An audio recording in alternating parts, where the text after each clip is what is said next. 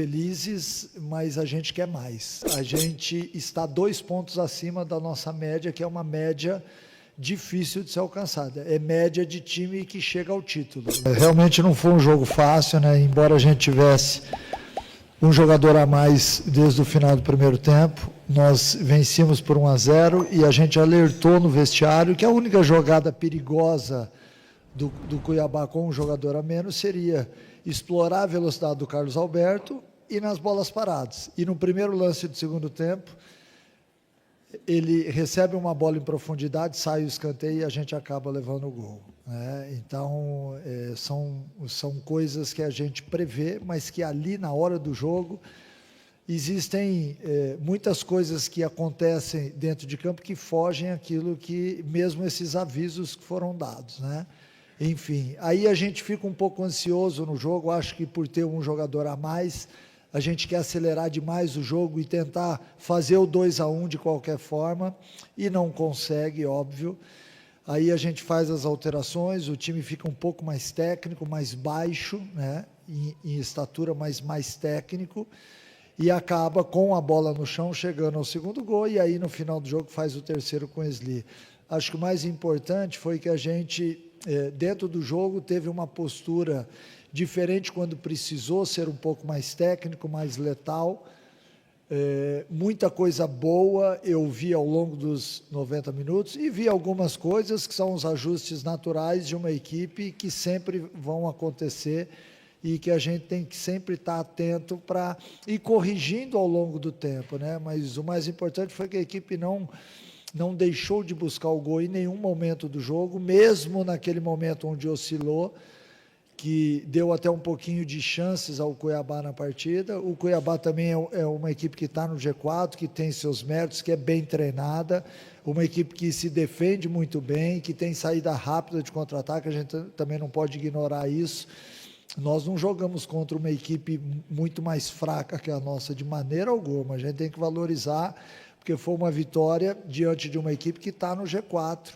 Então, volto a dizer, com alguns ajustes que são feitos ao longo do tempo, mas a gente fica feliz por ter vencido e chegado a uma somatória de pontos importantes ainda no primeiro turno. Sobre...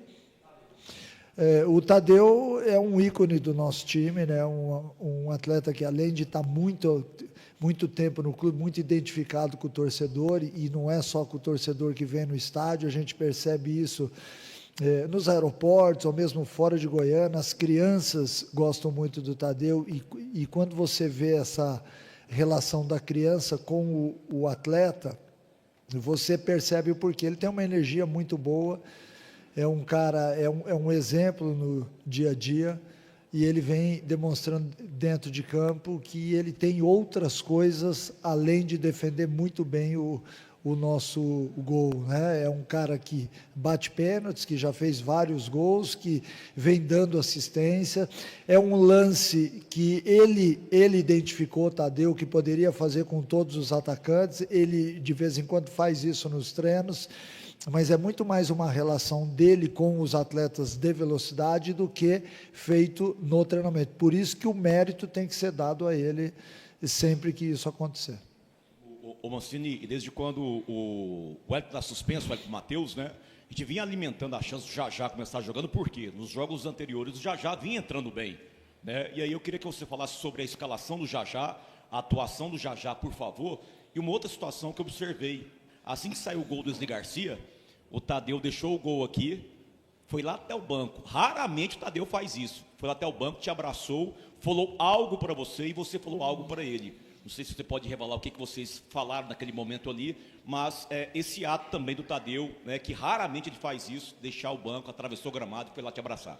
Ele foi lá abraçar, falando exatamente, essa assistência aqui é muito do seu trabalho e tudo mais, mas é muito mais dele, muito mais mérito dele, porque por mais que eu queira que isso seja feito no dia a dia, você conta com a batida de precisão do goleiro, né? Então, é óbvio que, em função disso, eu estou aqui dizendo que o mérito é muito mais do Tadeu, mas óbvio que o atleta, quando isso acontece, ele quer dividir, porque isso é um ganho para todo o grupo, né? É mais uma jogada que os adversários vão ter que marcar a nossa. Então, você tem um acréscimo, e o que a gente sempre passa para o grupo de jogadores é que ao longo da temporada a gente tem que ir ganhando em outras coisas também. Não dá para fazer as mesmas coisas todos os dias. A gente até já falou sobre isso nas entrevistas. O time tem que ter o algo mais em todos os momentos, e hoje o algo mais foi a escalação do Jajá com os 2 gols e as assistências do Tadeu. E sobre o Jajá, é um atleta que vem entrando bem, que já vai ao 4º gol, então já é o vice-artilheiro nosso na competição. Um atleta de muita velocidade, que bate muito bem na bola, que está muito atento dentro da partida na hora de fazer as marcações. Ele é um cara muito focado, né? Eu fico feliz por esse momento dele. Nós falávamos sobre isso na última entrevista coletiva, que eu vejo o Goiás subindo novamente de produção, e isso se deve também ao fato de que os atletas que têm entrado durante o jogo, eles têm contribuído muito para isso, e eu espero que seja a tônica até o final do ano, que quem entrar realmente melhore o nível, jogue o nosso time para um patamar mais alto, porque até o final do campeonato ainda faltam muitos jogos e a gente vai necessitar de todos os atletas. Boa noite, Mancini, Igor Oliveira, Rádio CBN. Hoje o Goiás, com essa vitória, chegou aos 36 pontos. Esses pontos, 36, o Goiás ele simplesmente bateu o recorde dele de pontos em um primeiro turno de Série B em toda a história. Antes tinha sido 34 pontos em 2021. Hoje ele passa essa marca, chega aos 36 pontos, ainda tem mais 2 jogos no turno. Como que você enxerga essa pontuação e o quanto que essa pontuação credencia um Goiás para estar de volta na Série A do ano que vem? Olha, é uma pontuação muito significativa, nos deixa felizes, mas a gente quer mais, né? A verdade é essa, a gente quer virar, obviamente tentando fazer mais os 6 pontos que ainda faltam. Nós sabemos que os 2 jogos serão muito difíceis, Novo Horizontino fora e Remo dentro de casa, assim como todos os outros jogos têm sido, né? Mas esses jogos diante de adversários mais fortes, a gente vem notando que há uma concentração maior, e óbvio que isso deve ser assim mesmo, eu fico feliz por isso. A pontuação, o quanto mais nós somarmos pontos no primeiro turno e o quanto mais perto dos 40 pontos a gente chegar, nós vamos ter uma facilidade, entre aspas, se a gente pode chamar de facilidade, o segundo turno, onde a gente vai precisar de menos pontos para chegar ao nosso objetivo, né? Então, o quanto mais a gente fizer agora, mais gordura a gente vai ter. Nós estávamos fazendo uma conta de 2 pontos por jogo. Hoje foi o 17º jogo, aliás, a gente está 2 pontos acima da nossa média, que é uma média difícil de ser alcançada, é média de time que chega ao título, né? Então, por isso a gente sabe que hoje, vencendo, a gente abriu momentaneamente, se não me falha a memória, aí 10 pontos ou 11 pontos do quarto.